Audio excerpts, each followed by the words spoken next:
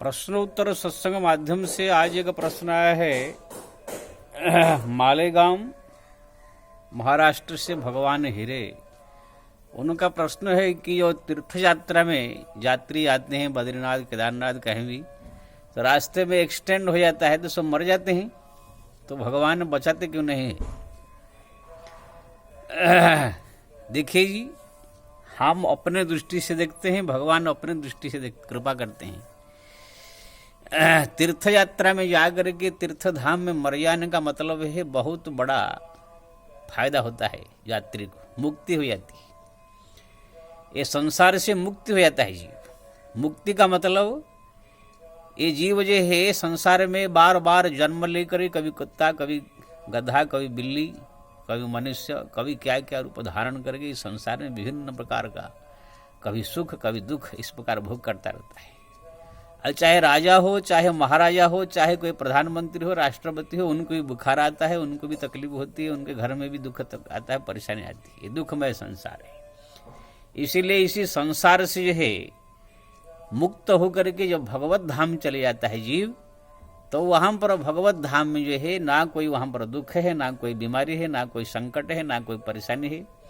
वहाँ पर दिव्य शरीर प्राप्त होता है, सदैव जवान रहता है। दो चाहो मन में जो इच्छा अपने आप सामने प्रकट हो जाती है। जो इच्छा करिह मन माही, प्रभु प्रसाद कुछ दुर्लभ नाही। ऐसे वो धाम है। न तद भाषेत सूर्य न संसांक न पावक, जदगत तद निवर्तन्ते तद धाम परम। जहाँ पर जाने के बाद दोबारा संसार में वापिस नहीं आता है, परमानंद में जीव डूब जाता है। ऐसे ही जो है आनंदमय धाम भगवान का, नारायण का है।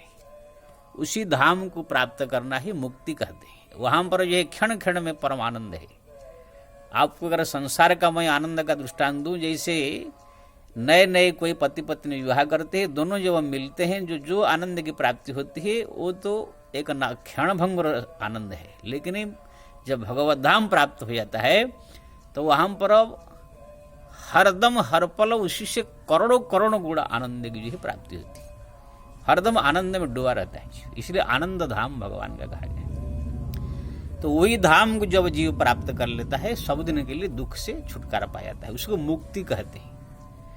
तो हमारा शास्त्र में लिखा है, जब तीर्थ यात्रा धाम तीर्थ कोई जब जीव करता है तो सब धाम कर लेने के बाद जो है वही भगवत धाम भी उसको प्राप्त हो जाती है। अगर कोई तीर्थ धाम में मृत्यु हो जाती है तो वहां पर भी उसका फलस्वरूप भगवत धाम उसको प्राप्त होता है। यानी बड़े बड़े साधना करके ऋषि मुनि महात्मा बड़े बड़े योग तपस्या संन्यास लेके जिस धाम को प्राप्त करते हैं, वो केवल थोड़ा सा मृत्यु प्राप्त हुआ भगवान के धाम में तो उसको जो है वही धाम प्राप्त हो गया, वही गति प्राप्त हो गया उसको। इसलिए बहुत बड़ा जो है लाभ हुआ। जो साधना बड़े बड़े साधना बड़े बड़े जो है तपस्या करके जो चीज प्राप्त करना चाहिए, केवल एक मृत्यु से प्राप्त हो गया। अब मृत्यु तो एक दिन होना ही है। जातस्यम ध्रुव मृत्युम ध्रुव जन्म मृत्युश्च, एक दिन तो मरना ही था। तो वहां पर भगवत धाम में मृत्यु हो मुक्ति हो मर जाना, ये बहुत बड़ा भाग्य से प्राप्त होती है। जैसे काशी में कोई मर जाता है तो भगवान शंकर उसको मुक्त कर देते हैं, ऐसे ही कोई भी धाम में जो मृत्यु होता है जीव का तो वहां पर भगवत धाम प्राप्ति होती है। ये शास्त्रों के में लिखा है। अब ऐसे बहुत सारे घटनाएं घटी। तो तीर्थ यात्रा में गए हुए जो जीव है, जो भी यात्री गए हैं, वहां पर मृत्यु हो गया मतलब बहुत बड़ा दुर्घटना हम समझ रहे हैं, लेकिन वो भगवान की बहुत बड़ी कृपा है जिसकी वहां पर मृत्यु होती है। हमारे तो एक कहानी आता है स्कंद पुराण में, एक रानी थी, जब वो केदारनाथ गई तो उनको मालूम पड़ा कि ये सब उत्तराखंड ये स्वर्गभूमि देवभूमि है, यहाँ पर मृत्यु हो जाने से मुक्ति हो जाती है, संसार से उद्धार हो जाता है। तो तुरंत जो है अपने सेवकों को लेकर के पहाड़ के ऊपर चढ़ गई, बहुत बड़ा ऊंची पहाड़ पे। आप बोली देखो मैं यहाँ से कूद करके प्राण त्याग कर रही हूँ, आप सब जाओ अपने पुत्र को बोलो राजगद्दी संभाले, मैं जा रही हूँ। सब सेना सैनिक सब भक्तों ने मना किया, सेवकों ने मना किया, लेकिन वो कूद पड़ी, क्योंकि ना उनको मुक्ति होना था। तो मुक्ति के लिए कितने प्रयास कितना साधना करना पड़ता है, फिर वे जीव बार बार संसार में फंस जाता है। बड़े बड़े लोग को साधु संत बन के भी घर संसार छोड़ के चले जाते हैं मुक्ति प्राप्त करने के लिए, लेकिन वहाँ भी जाकर बड़े बड़े मठाधीश बन जाते हैं। वही गाय भैंस वहाँ पर भी पालने लग जाते हैं, बड़े बड़े ईंट पत्थर खड़ा कर देते हैं, वहाँ पर भी अन्न छत्र सब तरह तरह की बवाल सब खड़ा करके उसमें फंस जाते हैं। भगवान का भक्ति कोई कर नहीं पाता है, कोई करोड़ों में जो है अरब में एक भक्ति कर पाता है।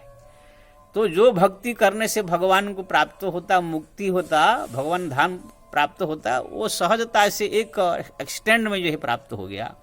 तो ये बहुत बड़ी भगवान की कृपा समझनी चाहिए, न कि ये कोई दुर्घटना है। तो भगवान इतने बड़ी कृपा को जब अपना क्यों रोकेंगे? ये भगवान की दयालुता है, कृपालुता है, बहुत बड़ी जीव के ऊपर कृपा है। इसलिए आप ये मत समझिए कि भगवान ने उसको निर्दय भाव से कोई व्याख्या नहीं किया, और रक्षा करते तो संसार मोह माया में फंस करके फिर जंजाल में फंस जाता, जीवित होकर आ जाता है, लेकिन वही मोह माया में फंस करके वही बार बार संसार जन्म चक्कर में फंस जाता। लेकिन भगवान ने कृपा करके जो है आपको उद्धार कर दिया है। जय श्री राम।